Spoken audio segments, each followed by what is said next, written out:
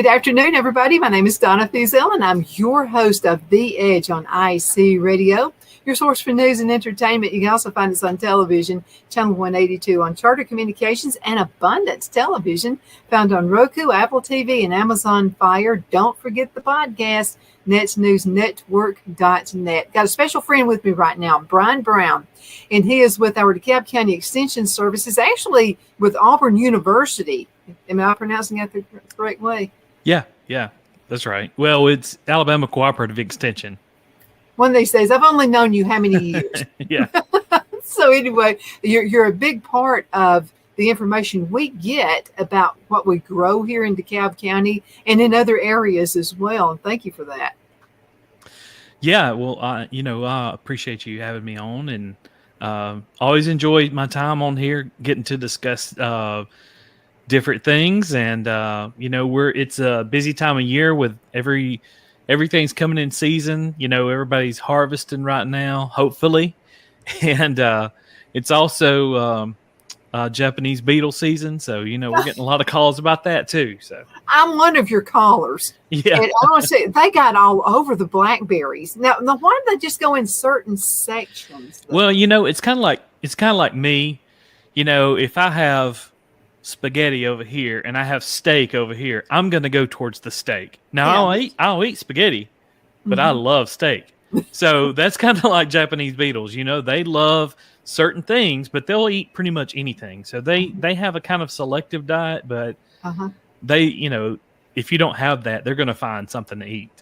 Yeah, but this is the surprising thing about the Japanese beetles here. They're eating the leaves. They're not eating the fruit. That's right. That's right. They do. So what they do is what we refer to as skeletonizing.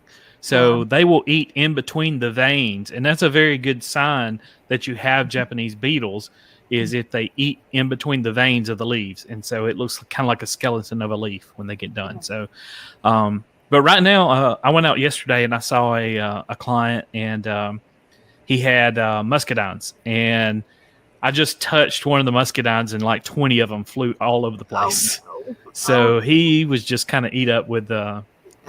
So, they're bad. But, the thing to control Japanese beetles with, you really have to do some timing. So right now is not a great time to treat them. If you have them, best thing to do is just kind of pick them off and throw them in some soapy water.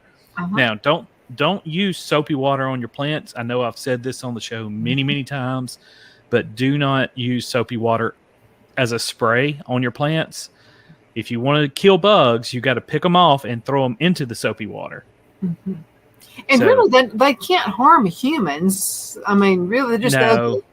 Yeah, they're just the ugliest things I have ever seen in my life. They are. I don't say I like them, but they kind of have that iridescent kind of greenish color. You are just plain weird.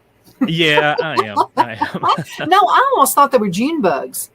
Yeah, they look very similar to a June bug, but they have a little bit different characteristics, and they can get big. I seen these that I saw yesterday; they were kind of small. So, but yeah, you really have to control them in the spring before they emerge. So, the grubs that you have in your lawn, those will actually turn into Japanese beetles, or a lot of them will. And it's kind of unusual way. I won't get into how you tell the difference in them because it's kind of gross. But it has to do with gross the shape. Me out. Well, I have a brother. The way I describe it is so it's probably not appropriate for TV. So, but yeah, there's different patterns of hair on them. So that's how you tell, and it's almost microscopic. So if you have grubs, it's more than likely going to be Japanese beetles. So you really have to treat them in that phase in the spring while they're still developing and before they emerge. So they emerge in Alabama, sometime, around June, 1st of June, somewhere like that. And you want to treat them probably in April or May. Probably towards April would probably be a little bit better. And just buy something that says grub control. You can go to your local big box store and find something that says grub control. And that's when you want to treat them. Now, you can treat them in the fall, so somewhere in mid-fall. You can also treat the grubs because they overwinter in the ground. And that's a lot of people have problems with their lawns with the grubs eating that. So that's where they're getting all their food, is they're eating your lawn, and then they come out and they eat your plants. So if you want to control Japanese beetles, you need to control them in the spring. Yeah. Wow. You guessed it. What most of the questions were for you today. Japanese beetles. I'm going to tell you what. The most terrible things. So another question, something that someone asked me, is they noticed the difference in their gardening. And they asked me, and I said, I'm not the one to answer it. This is the Brian question. Well, you're a master gardener now. No, not this one. This is relating to the weather has just been so strange. And so normally I would already have, I'm just saying from Donna's garden, normally all of my blackberries would already be black. I would already be canning juice, what have you. They're still mostly red, and the tomatoes are still, it's like there's lots of tomatoes. And I'm so glad the class with you, pruning and all that worked. Fruit everywhere. But what's taking them so long to ripe?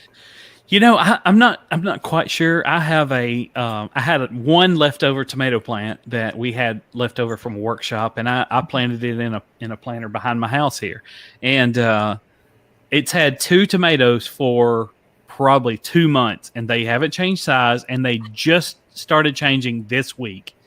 And you know, a lot of that just has to do with temperature and because sun exposure and cold, and then hot, and and it's frame. Yeah, and you know what's interesting about tomatoes? They're, you know, I feel like they're the sickliest of all plants other than peaches, because tomatoes get everything. Seems like, you know, they get attacked by worms, and they get attacked by all kinds of diseases and funguses and gosh, you name nematodes, and they're just little wimps. Yeah, they are. I mean, they're, you know, if the tiniest bit of herbicide gets on a leaf, they just fall over and die. They're just like, I'm dying here. So you just have to. But I crave tomato sandwiches. Well, you know, what's interesting right now we're getting, you know, especially tomorrow, it's supposed to be really hot tomorrow, you know, in the mid 90s. Tomatoes will actually abort their flowers when it gets that hot. So that may be some, you know, if somebody's got a tomato plant out there and they're wondering why they're not getting into any tomatoes, or the flowers are not producing, that's why. It's because it's gotten so hot that they'll put on a flower, but they won't actually develop into any fruit. Well, I did everything we learned in class. And good. So, and again, I got fruit all over the place. I've taken a video, and we'll send it to you and let you see it. Yeah. They're everywhere. It's just they're taking forever to ripen. So when it gets so hot, though, I mean, should I put some kind of covering over them? You know, something that lets them breathe? No, they still need full sun, but it's just one of those things we just have to deal with. Now, if you want to pick it off and just let it ripen off the vine, it won't be the same in that tomato sandwich, though. Yeah, right? Tomatoes will ripen off the vine. You know, just put them on your windowsill and they'll turn, and it doesn't usually take very long. But yeah, I had to do that with one of my tomatoes, and it's just it produces ethylene, which is a gas, and that will ripen them up a lot faster. Now what do grocery stores do? Because this is another question. This is from Amy, and Amy said, "Why are my tomatoes not ripening?" She said, "When grocery stores have them, but now there's a process they use, and that's why that tomato in the grocery store doesn't taste like yours, Amy." That's right.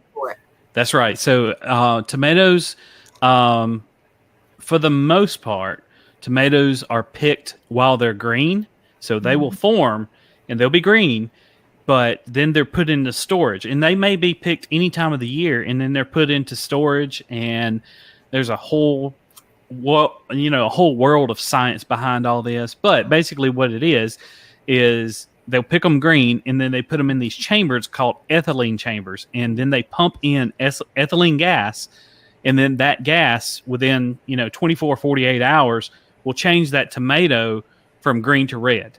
And that's why the tomatoes don't taste as good. So if you go, pretty much anywhere, any grocery store, if it doesn't say vine ripe tomato, it's gassed. Yeah. So that's the reason why it doesn't taste. It's worth the wait, Amy. It's worth the wait. So Yeah, it just takes up all the nutrients. So while it's on the vine, if you can wait for it to turn red, it will still be taking in these nutrients that will make the tomato taste better. Mm-hmm. And then Jennifer said that what she does for hers is she puts them in she takes them off the vine, and then she puts them in a bag and puts a banana in there. Yeah, totally fine. You can bananas are what we refer to as climacteric fruits, and bananas produce a lot of ethylene gas. So you can put that in there, and it will change the tomato much faster. So you can also put an apple. Apples emit ethylene gas, so you can put an apple in there. That's why an apple turns brown. So it's enzymatic browning. That's ethylene gas that's changing the color of that. Well, I have this vision, Brian. So I have 2 pieces of bread. Okay. Normally I don't like mayonnaise, but I slap it on a tomato sandwich. I want it when I squeeze it. It just squeezes out of there. And my nice thick slices with salt and pepper and hot sauce. I will be happy when that happens. Yeah, we actually we're hosting a tomato taste off. So it's in a couple of weeks. We're having it in Guntersville. So it's on. Oh, I saw that. I'm gonna be there. Yeah. So if you have a tomato, bring your best tomato, and we're going to have some judging on who has the best tomato. We're actually going to have a category. I thought it was a good idea because I don't really like tomatoes. I know that's terrible. But I love tomato products. So I said, hey, let's bring your favorite tomato dish and let's judge that. And I'll be the judge. Bring lasagna. Yeah, absolutely. Pizza. I love pizza. Salsa. Make your own salsa. Yeah, fried cream tomatoes. I love fried green tomatoes. Now, when is this going to be? That is sorry, I should have it on top of my head right now, but the 27th of July. Okay. Yep. So we're going to start around 11 o'clock. You can get there early. We'll be there. But we're going to start around 11. So we're around lunchtime on the 27th in Guntersville at the little pavilion right beside the farmer's market. Chase had a good question too, and this is about tomatoes. So his question was, can I plant something by a tomato, another plant by a tomato? Will that help the ripening effect? It won't really help ripening that I know of. So now I like to plant basil by it just because I like the smell. Yeah, you can totally do that. And there's some plants like marigolds that you could plant beside tomatoes or other plants, and that's where pyrethroid stuff comes from. It's an insecticide. You could plant those marigolds right next to the plants and it'll keep away bugs. Yeah, I know to do that. I mean, I've got them planted all around the garden. Yeah, and it just makes your garden look pretty too. Yeah. Sunflowers, and all those things. Yeah. Really awesome. Let's go into a commercial break, and we are going to return in just a few minutes. Okay. 5, 4, 3, 2, 1. Let's go back in.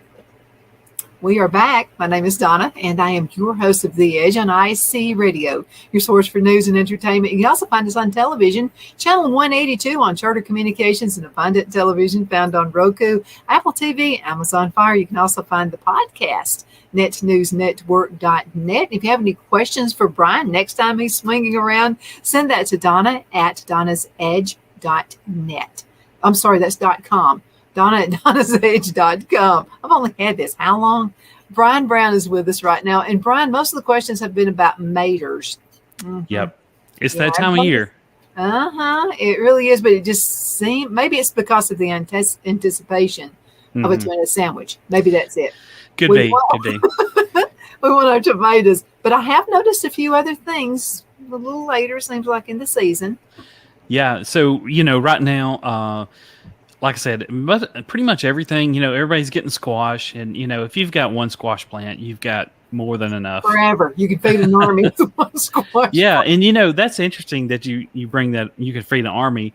Most people, squash is probably the thing that most people just give away just because it produces all the time, just constantly producing. And that's great because I love squash. I love squash casserole. I love just regular squash. Just fried up. It's great. Relish, everything. Love it all. but yeah, you know, we have a program called Grow More, Give More, and that program, it allows, you know, if you have extra vegetables, you can go on our ACES website, aces.edu, and you can go to that website and it can tell you where in your local area that you can donate these vegetables to that will go to somebody needy. And so that's the whole premise behind the Grow More, Give More program is, you know, It's wonderful. initially we want people to plant an extra row or plant an extra plant or whatever to, you know, I'm going to designate this row to donate to somebody. And so you can give that to people that are in need. That is a grand idea. Yeah, it's a great idea. They one of my coworkers, Bethany O'Rear, she's located in Jefferson County and Blount County, and she came up with that program, and it's really grown, and we've seen it do some really fun things with that. So Absolutely. but I'm sorry, go ahead. Oh, I think you're frozen.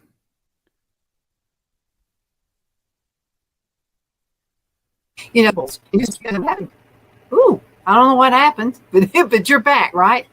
Yeah, you were kind of frozen there for a second. I think I got you back now. I froze in time. Yeah. You have taught us so many different ways that we can grow food. And I'll have to tell you, the concrete block garden has just been awesome. And I have beans, like I've had some purple hulls, and I've been freezing those, and I've been, you know, canning them as well. And now the website, the ACES website, is just chock full of great information about canning and preserving food.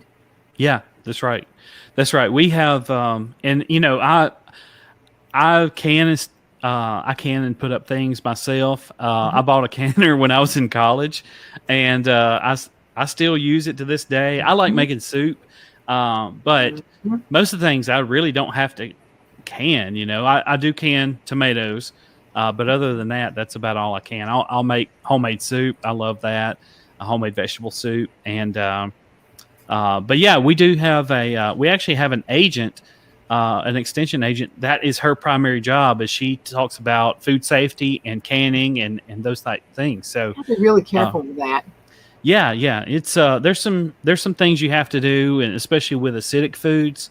And I'm not real educated on that, so I don't want to weigh in on that. But I do know, you know, we do have a person designated, and she puts on canning classes all the time. And you know, just check with your local extension office, and you can call your local extension office. I guarantee you there's somebody there that does specific for canning and preserving food. Well, I saw one of her videos, and I can answer this question. So Nancy sends something out, a message out, and she wanted to know what the difference between canning and doing a water bath is. And first of all, I'd rather can. I want to be totally safe. Yeah. I don't want anything happening. But I will tell you this: if it doesn't, you got to make sure the lid is on and make sure it's sealed. And I like to leave the lids, the round lids, on, just in case it gets bumped somewhere, you know. But if all in doubt, I would just rather can. I feel much safer with the food we put up here. Yeah, so really the difference is water bath versus pressure canning, and that's key. The key difference is pressure canning. You know, that's where you put on, you know, so many pounds for so many minutes. That's what I do with tomatoes. But you know, green beans, a lot of people do that with green beans, and I can't give you specific times on that. My dad could. My dad and my mom, they both, you know, they love to can, and but yeah, they've been putting up green beans here lately, and last time I was visiting them, that's what I was doing. They put me to breaking green beans. So, but yeah, you know, green beans. I got so excited about the green beans. I do French style green beans. So I have this little shredder thing. All you do is just run them through the shredder, and I mean, it takes a lot of the work out of it.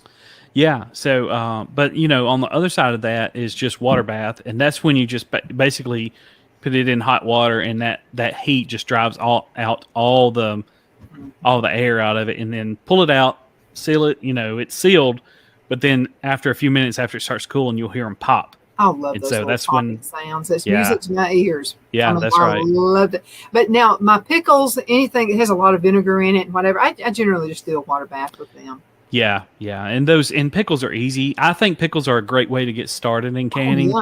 Especially you can do refrigerator pickles, and they're great. They keep Refrigerator, a long time. yeah, they do. They do. I mean, some of the best foods are fermented, right? That is absolutely true. And it's good for the gut too. No, That's right. That's really right. good food for you. So, I mean, we're talking a lot about the garden today. And I wanted to mention this about because I've been sent, this is, I think, a Donna question, and it's because of the concrete block garden I've been doing. So the question was, what do I put in that bottom one? Do I put, good dirt, whatever in it? I don't. What I've been doing, I've just been putting like leaves and just limbs and stuff like that. And, Just basically it's making its own it's making its own great dirt. By the way, the dirt I had from last year's garden in that bottom one is phenomenal. Yeah. I mean, you can't buy it like that. Yeah. And that's a good lesson for doing compost. I mean, that's essentially what you're doing is you're making compost. So, yeah, you can put whatever you want in there, especially in the bottom of it. That's totally up to you. I think a lot of people think they don't have room to have a garden. Do a raised bed. I mean, there's a lot of things you can grow in a 5-gallon bucket. I've got an old one of my coworkers. She gave us some old kegs that she got from a brewery, and they're real thick, heavy plastic.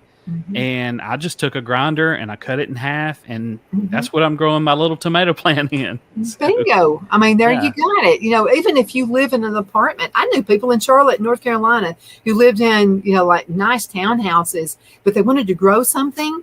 Yeah. Now, you have to check with your association. Sometimes they don't approve it. But so she grew all kinds of stuff on her patio out there. I mean, it was just awesome. She had her own little garden. Yeah. And, that's one thing I've done a couple lectures on some, gardening, using garden plants or using food as a landscaping plant. And a lot of people don't really think about that. So making an edible landscape. And there's a lot of things you can use. Blueberries is a really good classic one because blueberries have, they're shrubby. And, there's some dwarf ones that only get like 2 foot tall.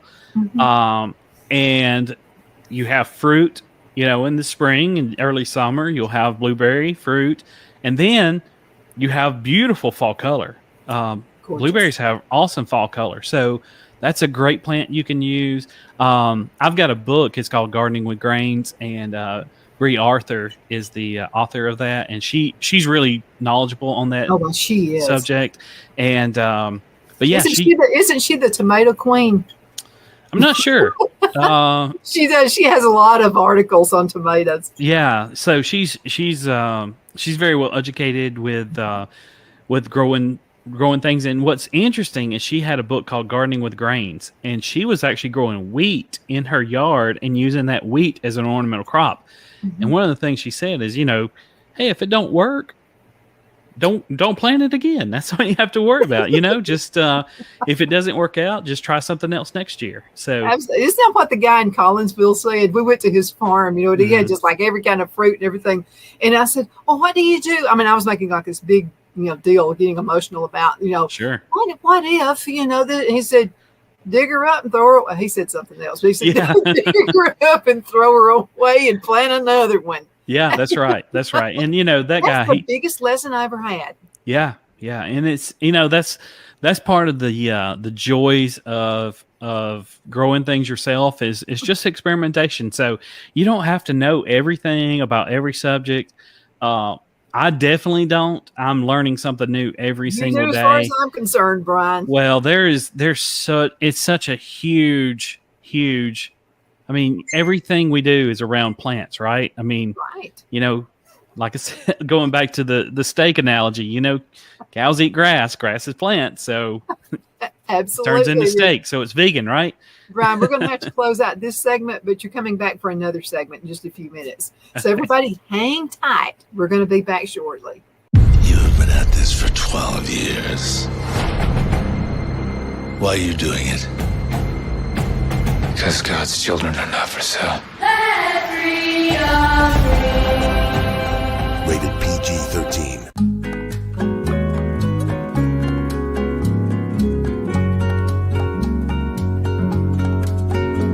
At Lamone's Mexican Restaurant, located in Henniger, Alabama, and voted Best Mexican Restaurant of DeKalb County, Alabama 2020, we're here to serve you with authentic Mexican cuisine. Order easily online by going to lamonsmex.com or call 256-657-3999 to place your order.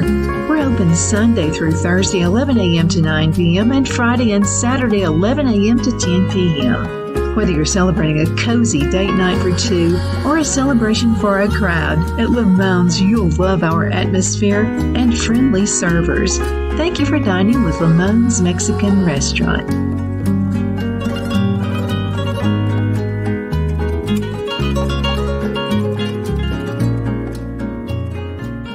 Let Rhonda at Rhonda's Elite Tax LLC take the burden off you for all your tax needs. I know because Rhonda has been taking care of my business since 2013. I feel Rhonda works for me because she knows the direct questions to ask to better benefit my unique business in order for me to get back the biggest refund possible. Rhonda is an ongoing student, and she knows tax laws are in a constant change every year. Call 256-281-9903 for an appointment to take the dread out of getting your taxes done. Rhonda is located at 11968 U.S. Highway 431 in Boaz. Again, that number is 256-281-9903. And let Rhonda's Elite Tax LLC champion your personal and business taxes.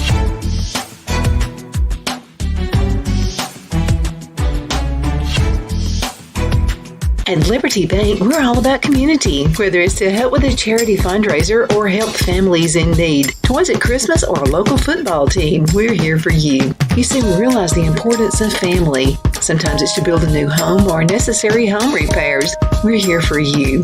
If you like the feel of a small town bank with all the conveniences of a big city bank, we're here to serve you. You will find us at any of our convenient locations in DeKalb, Marshall, Etowah, and Blount counties in North Alabama. You can call and speak with any of our friendly staff at 256-659-2175 or check us out on the web at libertybankal.com. And thank you for your support of our community. Member FDIC Equal Housing Lender.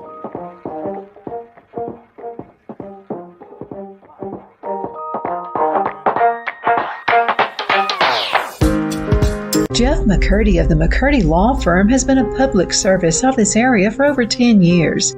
McCurdy, a member of the Henniger City Council, serves as prosecutor for the town of Sylvania and was named public defender for the city of Rainsville. The McCurdy Law Firm is located at 17326 Alabama Highway 75 in Henniger to better represent his Jackson and DeKalb County clients. If you need to be represented by a true public servant with proven success, call Jeff at 256-996-8701 or send a private email to mccurdylawfirm@gmail.com. No representation is made that the legal services performed is greater than the legal services performed by other lawyers.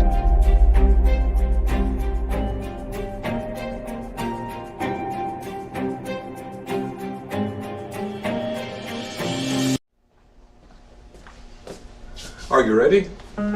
We all wonder what tomorrow will bring, but the future lays itself at the feet of the prepared and surrenders to the will of the persistent.